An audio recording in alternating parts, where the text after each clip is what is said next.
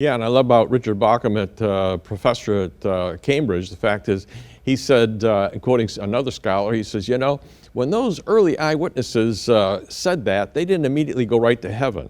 They stuck around, okay? And we have records of the disciples. That's obviously right. Down the pike. They wrote the Gospels, okay? And in the Gospels and in their books, the fact is they started putting some of these snippets in there. And the scholars, as they read them, they could find this stuff, okay? Yeah. But I love this other book that you gave me from Oscar Cullmann, okay? Talk a little bit about Oscar Cullmann. Yeah, Oscar Cullmann is writing back in the day when Rudolf Bultmann was around. Now, Bultmann wrote his famous skeptical essay in 1941.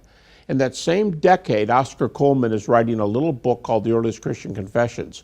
And he starts noticing, only a few other scholars at this point have noticed these things, but he starts writing about these snippets in the New Testament, the dot, dot, dot, dot, dot, dot, dot phrases in Greek that have been interpreted into the text. I mean, twice Paul says in 1 Corinthians, he says, I gave you what I was given. Now that's like saying, I tell my grad students, that's an ancient footnote. Yep. When Paul says, I gave you what I was given, that's like us saying, well, even Bart Ehrman agrees. Even the German atheist New Testament scholar Gerhard Ludemann agrees. That's how we do endnotes. Now, if we're doing today, we put a number down there in the text.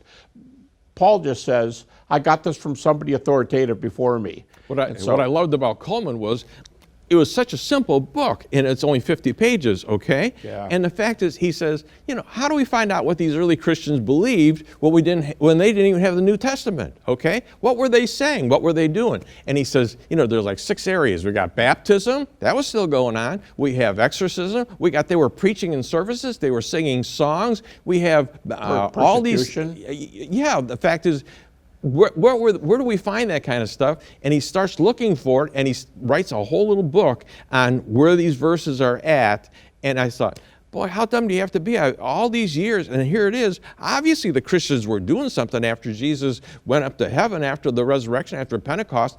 Fact is, Acts says they went across the empire proclaiming this message. Yeah. And now Cullmann was on that border there. He was French-German. But another British scholar, C.H. Dodd from Cambridge, wrote a little book called The Apostolic Preaching and Its Developments. It actually predates Cullmann's book, and he's real big on the Acts sermon summaries, which are a species of creed. And Dodd is the one who coined that famous phrase, you know, you quoted the one, they didn't go exactly to heaven. Dodd said, Paul came down and spent 15 days with Peter and James, and they did more than talk about the weather.